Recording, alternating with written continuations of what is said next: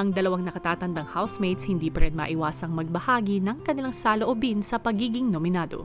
Nasasaktan din naman ako. Pero inisip ko, hindi naman siguro lahat ng housemate binoto ako, di ba? Parang ganun. Kasi in-expect ko na kasi nakikita naman dito na parang may grupo-grupo na. Mas matibay po yung pananalig ko po sa Panginoon at saka sa mga mahal ko sa buhay at sa mga kaibigan ko po. Pinapasa Diyos ko na lang po lahat ng mga mangyayari. We cannot please everybody, it's okay. Oo, sobra.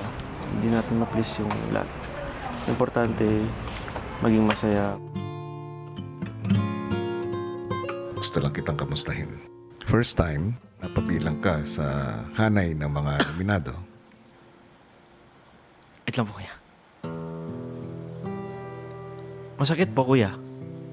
To be honest. Nalulungkot lang, kuya, pero siguro tatanggapin ko lang naman. I will take responsibility po. Knowing na ako lagi na-assign sa kusina. And kung na-nominate man ako na hindi ako masyadong nakikimingle, siguro ito ng week na din, kuya, na maging open pa ako sa mga ibang housemates pa. I will make the most out of it na lang, kuya. Hindi pa ako parang buo talaga sa lahat, kuya.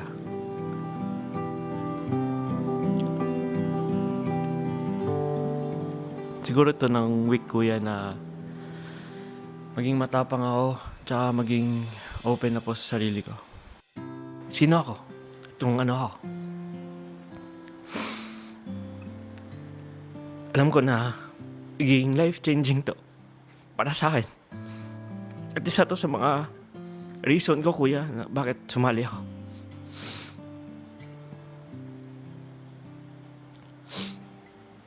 Yung kilalanin ko pa, yung sarili ko. At maging matapang. At hindi iisipin kung anong iniisip ng ibang tao. Sumali ako dito. Dahil sa isang rason din, kuya.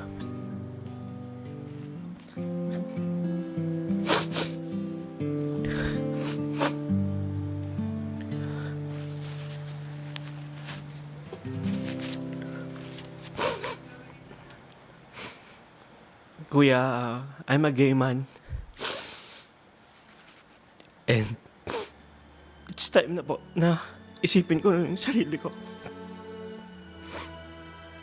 Hindi dahil nominado po ako dahil sinabi ko to, kundi ito talaga yung purpose ko din.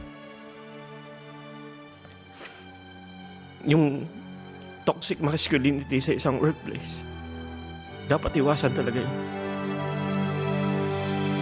Guys, Ano? I'm a gay man. Oh my God! This is the most... Oh my God!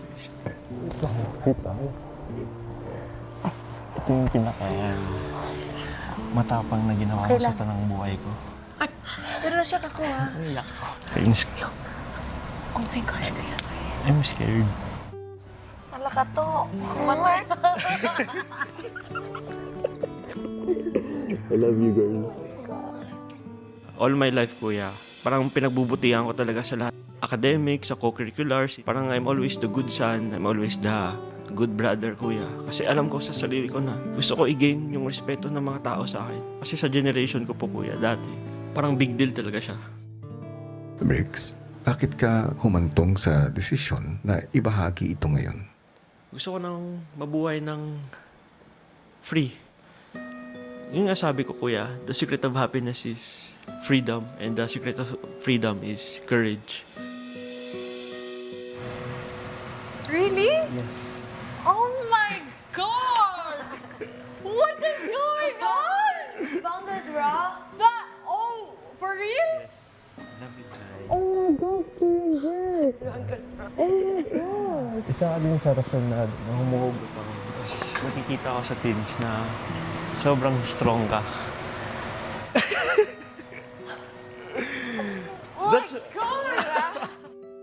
Bakit mo ito itinago sa matagal ng panahon? Natatakot po ako na musgahan. Especially, namulat po ako sa trabaho na puro lalaki.